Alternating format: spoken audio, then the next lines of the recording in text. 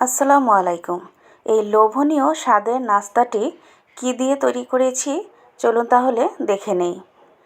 প্রথমেই নাস্তাটা তৈরির জন্য একটা ডিম সিদ্ধ করে নিয়েছি আর এইটুকু পরিমাণে চাল কুমড়ো নিয়েছি।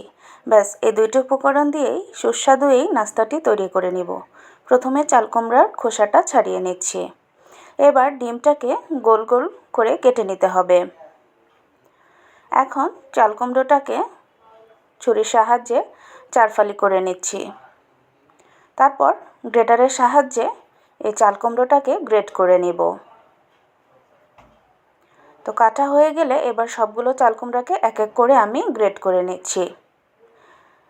তো গ্রেট করা হয়ে গেলে এখন একটি বাটিতে তুলে নিচ্ছি। তুলে নেওয়ার পর একটু পানি দিয়ে সামান্য একটু লবণ দিয়ে এটাকে 5 থেকে 10 মিনিটের মতো ভিজিয়ে রাখবো। খুব বেশিক্ষণ ভিজিয়ে রাখার দরকার নেই, 5-10 মিনিট হলেই হয়ে যাবে।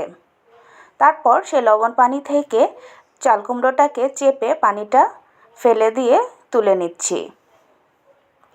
এখন দিয়ে দিচ্ছি কাঁচামরিচ কুচি এবং পেঁয়াজ কুচি।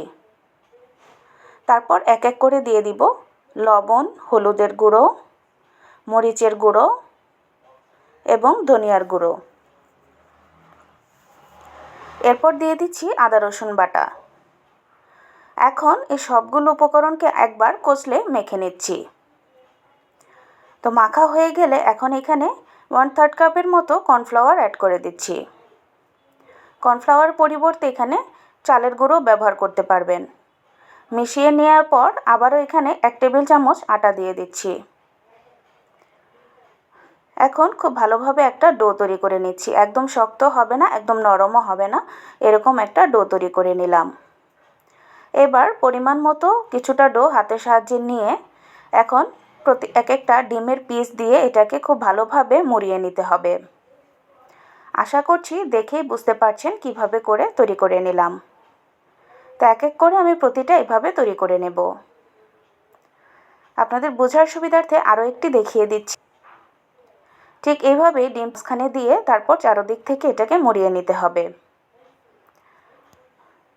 তো আমার এইটুকু চাল কুমড়ো দিয়ে মোট 4টা বড়া হয়েছে। এখন পরিমাণ মতো তেল দিয়ে প্রত্যেকটা বড়া আমি চুলার আঁচটা মিডিয়াম রেখে একদম গোল্ডেন ব্রাউন করে ভেজে নেব। খুব সহজেই অল্প কয়েকটি উপকরণেই কিন্তু খুব মজাদার একটি নাস্তা তৈরি করে নিলাম। যেসব বাচ্চারা সবজি খেতে চায় না তাদেরকে কিন্তু এইভাবে খাওয়ানো যেতে পারে। তাছাড়া ঝটপট টিফিন এবং সন্ধ্যার চা নাস্তাতেও এটা ব্যবহার করা যায়।